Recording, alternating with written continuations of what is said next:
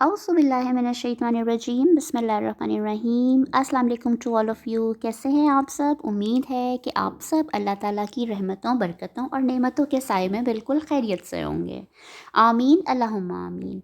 अच्छा, अब हम क्या कर रहे थे? हम फ़िज़िक्स के प्रैक्टिकल्स कर रहे थे। हमने 3 प्रैक्टिकल्स कर लिए थे, लेकिन मसला ये आ रहा है कि बहुत सारे बच्चे कह रहे हैं कि जी मैंने ये कहा था, पहले बता दूँ कि मैं मॉडल पेपर जो कि आपकी फ़ेडरल बोर्ड की वेबसाइट पे अपलोड है, वो मैं जब सॉल्व करूँगी जब हम सारे प्रैक्टिकल्स कर लेंगे। लेकिन बहुत सारे बच्चों के क्या मामला है कि उनके जो है स्कूल के प्री बोर्ड आ रहे हैं, ठीक है, और कुछ के शुरू हो चुके हैं। तो उसकी वजह से बहुत सारे बच्चों ने कहा है कि जी मैं पहले फ़िज़िक्स का मॉडल पेपर पहले सॉल्व कर दूँ, ठीक है, ताकि उनको थोड़ी सी आसानी हो जाए, हेल्प आउट हो जाए। कोई मसला नहीं है, मॉडल पेपर बहुत आसान है।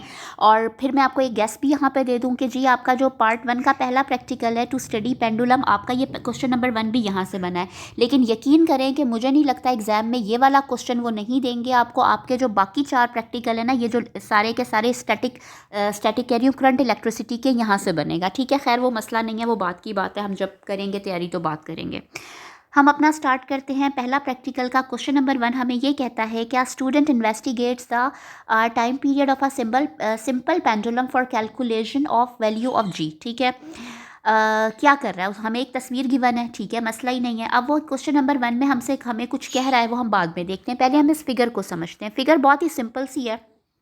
मैंने आपको जब ये प्रैक्टिकल करवाया था तो जब एक्सप्लेन भी कर दिया था कि ये जो ट्यूब आप देख रहे हैं कि ये जो आपका अपवर्ड जा रहा है, इसका बिल्कुल जो वर्टिकली डाउनवर्ड कंपोनेंट है वो एम जी कॉस थीटा है, और एम जी टी ने और एम जी कॉस थीटा एक ही डायरेक्शन में है। और आपको पता है कि ये नीचे आ रहा है तो इसने इसको कट कर दिया, इसलिए इसको हम निगलेक्ट कर देते हैं।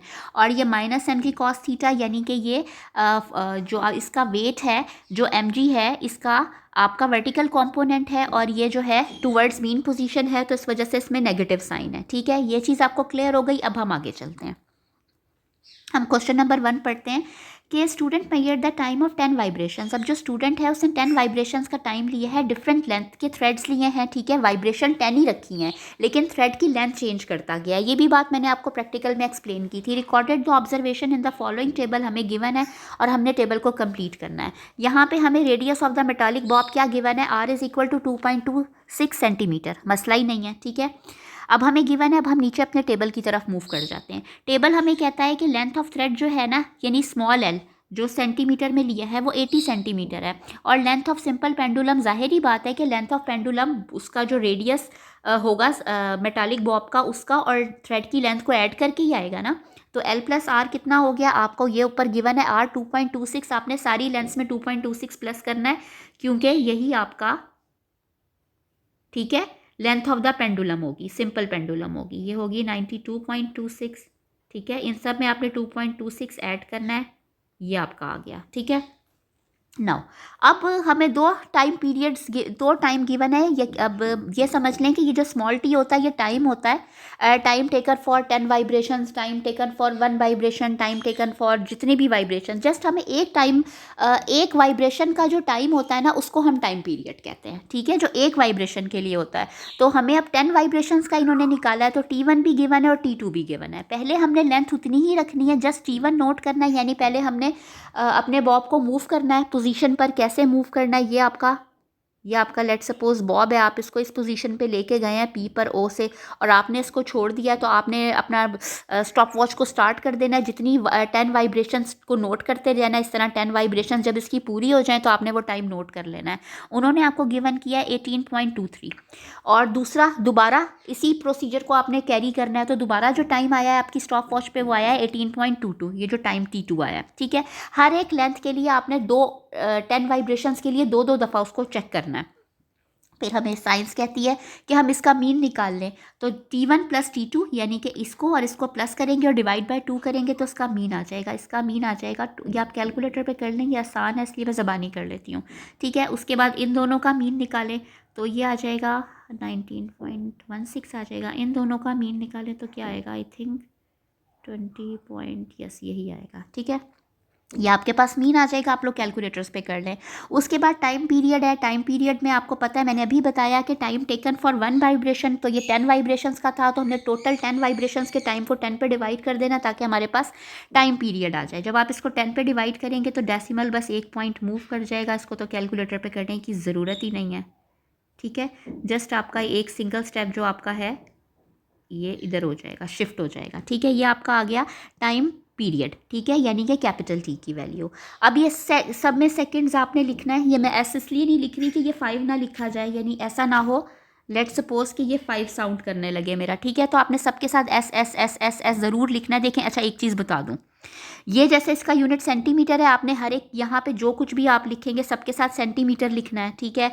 अब जैसे यहाँ पर एस है तो आप सबके साथ सेकंड लिख लें, मसला नहीं है। अब यहाँ जो आपका इस फॉर्मूले में आप पुट करेंगे, यानी g is equal to 4 pi square t square multiply by l, तो यहाँ से आपका जी निकलेगा। और ये भी मैंने आपको जब करवाया था, क्या करवाया था मैंने आपको करवाया था जब प्रैक्टिकल नंबर 1, वहाँ मैंने ये सारा एक्सप्लेन किया हुआ है, वहाँ से आप देख सकते हैं, समझ सकते हैं। यहाँ जस्ट मैं फॉर्मूले में रखने लगी हूँ, ठीक है। जब आप पहली वैल्यू में 4 पाई स्क्वायर ने तो बदलना ही नहीं है, वही का वही जवाब रहना है। पहले के लिए आप टी स्क्वायर को क्या लेंगे, ये आपका टी है तो इसका आप स्क्वायर ले लेंगे और मल्टीप्लाई बाय एल कर देंगे, यानी एल यहाँ पर आपकी थी 82.26, तो आपका जवाब आएगा 976 समथिंग, ठीक है। डेसिमल के बाद भी कुछ आएगा, ठीक है, आप लिख लीजिएगा, मैं नहीं लिख रही। फिर उसके बाद जब आप सेकंड वैल्यू के लिए लेंगे, यानी कि आप इस वैल्यू के लिए लेंगे, तो आपका जो जी है वो आएगा आई थिंक 991, ठीक है, और पॉइंट कुछ आएगा वो आप लिख लीजिएगा। और जब आप लास्ट वैल्यू के लिए लेंगे तो वो लाइक कुछ आ जाएगा 20, वेट मैं चेक कर लूँ, ठीक है जी, ये आ जाएगा 1002। मैं थोड़ी सी गलती यहाँ कर रही थी, ये आ जाएगा 1002 पॉइंट समथिंग, ठीक है।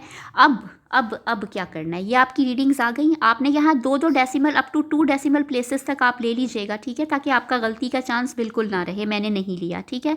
उसके बाद अब आपने कहना है calculate the mean value of g. आपको पता है मीन कैसे निकलता है, मीन इन सबको ऐड कर दें, प्लस 991 प्लस, ठीक है, इन सबको ऐड कर दें, जो भी आपके पास आएगा डिवाइड बाय 3 कर दें तो इसका मीन आ जाएगा। ये मीन आपका कितना आ जाएगा, ये आपका आ जाएगा ऑलमोस्ट इतना, ठीक है। ये आप डेसिमल तक लेंगे तो आपका इतना आ जाएगा 989, ठीक है। ये आपका आ गया अगला सवाल। अब उसके बाद लास्ट हमसे पार्ट 3 कहता है find the percentage error in the calculated value of G in the table. अच्छा, परसेंटेज एरर का फॉर्मूला क्या कहता है?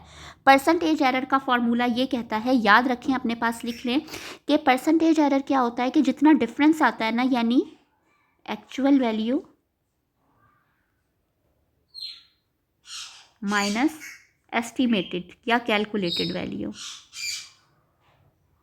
कैलकुलेटेड वैल्यू को आपने डिवाइड करना है एक्चुअल वैल्यू से, एक्चुअल वैल्यू से, ठीक है, और उसको मल्टीप्लाई बाय 100 कर देना है, ठीक है। ये आपका है फॉर्मूला किसका, जब भी आपने किसी चीज़ का क्या निकालना है, आपने किसी भी चीज़ का परसेंटेज एरर निकालना है।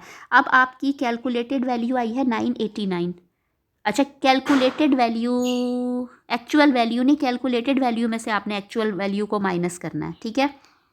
उल्टा लिखा गया, मैं इसको सही कर दूँ।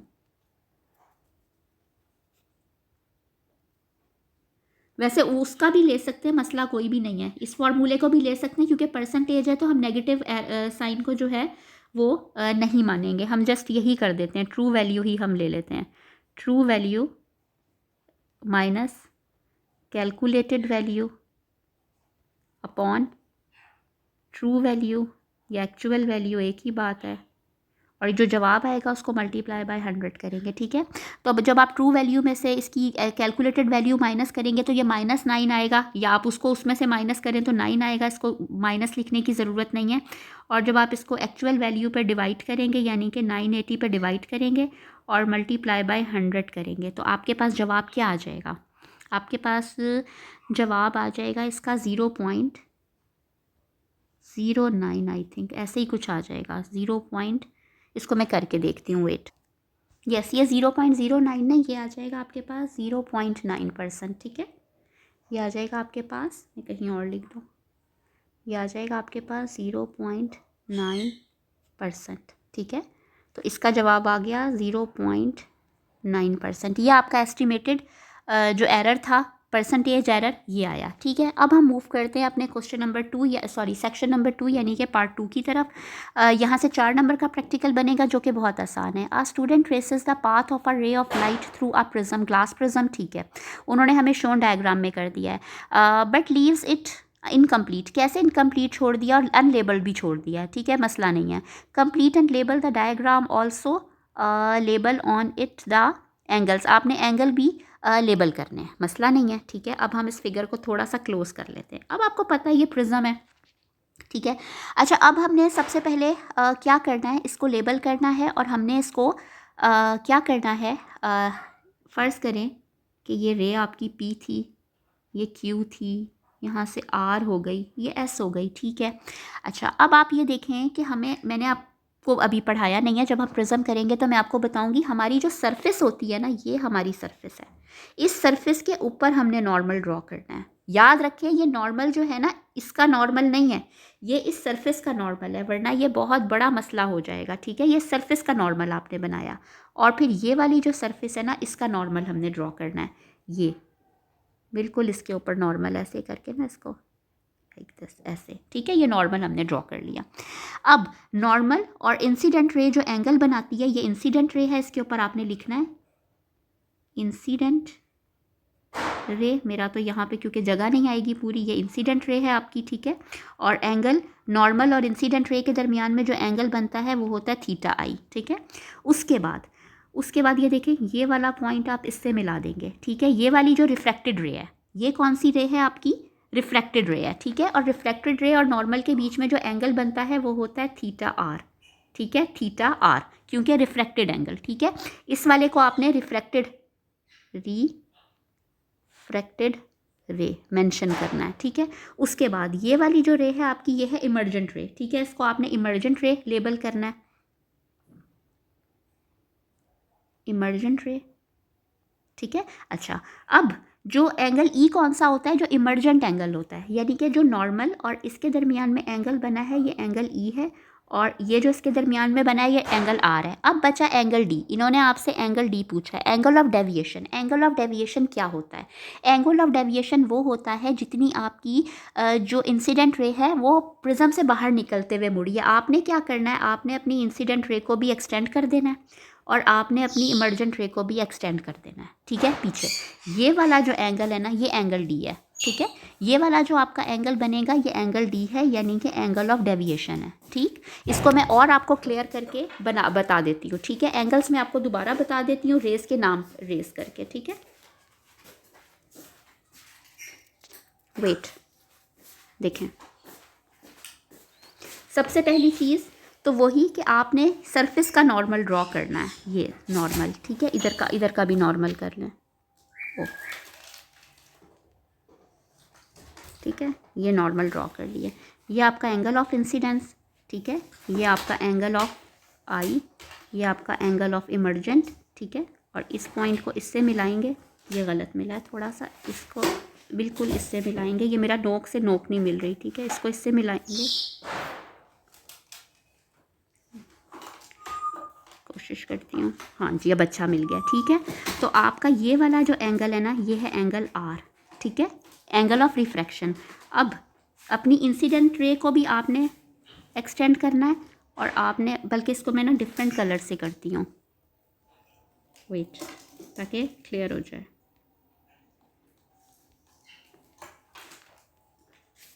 ठीक है, आपने इसको भी एक्सटेंड करना है, आपने इसको भी एक्सटेंड करना है। ये वाला जो एंगल है ना, ये एंगल डी है, एंगल ऑफ डेविएशन। ठीक हो गया, क्लियर।